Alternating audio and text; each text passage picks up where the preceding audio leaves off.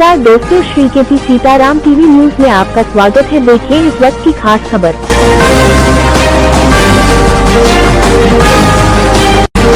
सरस्वती विद्या मंदिर inter college Mount Jhansi में प्रारंभ हुआ वार्षिक निरीक्षण। मौंट झांसी आज दिनांक 27 नवंबर 2024 दिन बुधवार को हमारे विद्यालय सरस्वती विद्या मंदिर इंटर कॉलेज मौंट में विद्या भारती कानपुर प्रांत की योजना के अनुसार 3 दिवसीय वार्षिक निरीक्षण प्रारंभ हुआ, जिसमें आगंतुक के रूप में श्रीमान शोभाराम तिवारी जी प्रधानाचार्य सरस्वती विद्या मंदिर इंटर कॉलेज मोती जी इटावा, श्रीमान शैलेश कुमार जी प्रवक्ता भौतिक विज्ञान तथा कार्यालय प्रमुख श्रीमान धर्मेंद्र बाजपेयी जी विद्यालय में पधारे। सर्वप्रथम प्रातः मां सरस्वती की वंदना पश्चात विभिन्न बेलाओं में कक्षाओं का निरीक्षण किया। आगंतुक प्रधानाचार्य जी ने भैया बहनों को प्रेरक प्रसंग सुनाकर उन्हें जीवन में अपना लक्ष्य प्राप्त करने के बारे में बताया। निरीक्षणकर्ता बंधुओं ने विद्यालय के शिक्षण कार्य, कार्यालय एवं वित्तीय लेखाओं तथा संपूर्ण विभागीय अभिलेखों का सघन निरीक्षण किया। आगंतुक प्रधानाचार्य श्रीमान शोभाराम तिवारी जी ने छात्र सांसदों तथा छात्र न्यायालय के पदाधिकारियों के साथ बैठक ली। निरीक्षण के प्रथम दिवस पर विद्यालय के प्रधानाचार्य श्री उमाशंकर द्विवेदी जी ने आगंतुक अतिथियों का हृदय से आभार प्रकट किया। इस अवसर पर विद्यालय के समस्त आचार्य बहनें एवं भैया बहनें भी उपस्थित रहे। मौंट से आलोक सोनी की खास खबर। देख के अपने यहाँ लागू करने का प्रयास करेंगे और कुछ हम अपने यहाँ की भी जो यहाँ पर लगेगा कि अभाव है बताएंगे, ये हो जाए तो और अच्छा रहे। आप लोगों ने देखा होगा अभी 15 दिन मैं या इस नवंबर के महीने में कुछ आपको इस विद्यालय में कुछ ना कुछ नया दिखा होगा।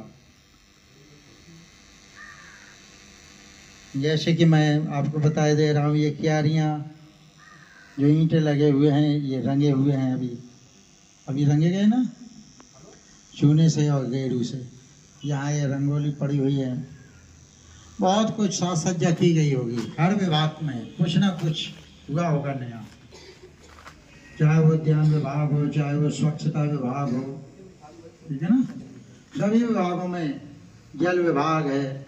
जैसे हमारे यहाँ दीपावली का त्यौहार आता है तो दीपावली के त्यौहार में हम लोग अपने घरों की साफ सफाई करते हैं। अगर त्यौहार ना आता दीपावली का तो हो सकता है, मुझे लगता है 4-6 साल हम लोग पूरे घर की सफाई ना करें, लेकिन दीपावली के कारण हम लोग अपने घर के कोने कोने की सफाई करते हैं।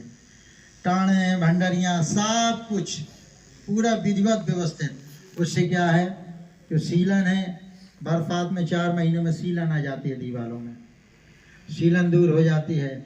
झींगुर इत्यादि इस तरह के कीड़े मकोड़े हैं, कहीं छिपे पे हैं, छिपकलियाँ, ये बहुत कुछ। तो जब हम लोग पुताई उताई करते हैं तो ये सब भाग जाते हैं, बढ़िया घर साफ स्वच्छ पवित्र हो जाता है। विद्यालय की साफ सफाई कैसी हो, विद्यालय में कैसे आकर्षण उत्पन्न हो, इसके लिए वार्षिक निरीक्षण रखा गया। तो ये है कि भाई अब टीम आएगी, वो देखेगी तो चलो कुछ किया जाए। तो हर विभाग में हलचल आ जाती है, कुछ नया किया जाए, कुछ अच्छा किया जाए, कोई कमी ना रह जाए। तो ये मान के चलिए विद्यालय की दीपावली है आज, ठीक है ना। तो हर विभाग में कुछ ना कुछ हुआ। अब मैं आप लोगों को एक सत्य वृत्तांत आपको बता रहा हूं। एक पिता और एक पुत्र एक अच्छे रेस्टोरेंट में आते हैं भोजन करने के लिए। काउंटर पे गए, उन्होंने ऑर्डर किया, 2 थाली भिजवाई है। कुछ लोग वहाँ पहले से भोजन कर रहे थे, अच्छा रेस्टोरेंट था तो अच्छे लोग ही कर रहे थे। बेटे के साथ जो पिताजी थे वो बुजुर्ग थे। उन्होंने जब खाना खाया तो खाना खाते समय कुछ भोजन की सामग्री उनके बालों पे गिर गई, ठीक है ना, कुछ कपड़ों पे गिरी, कुछ डाढ़ी थी उनकी उस पे गिरी। तो वहाँ जो आसपास और लोग भोजन कर रहे थे वो लोग बड़ी घृणा की दृष्टि से देख रहे थे उस बुजुर्ग को। लेकिन जो बालक साथ में था पिता के, उसके मन मस्तिष्क पे कोई प्रभाव नहीं पड़ रहा था। और लोग होते तो देख करके नाराज हो जाते, देखो किस तरह देख रहे हैं, ठीक है ना, मन का भाव खराब होता। लेकिन उसका कोई मन का भाव खराब नहीं हुआ। जब भोजन हो गया, भोजन होने के बाद उसने पिताजी का हाथ पकड़ा और वो वॉशरूम ले गया।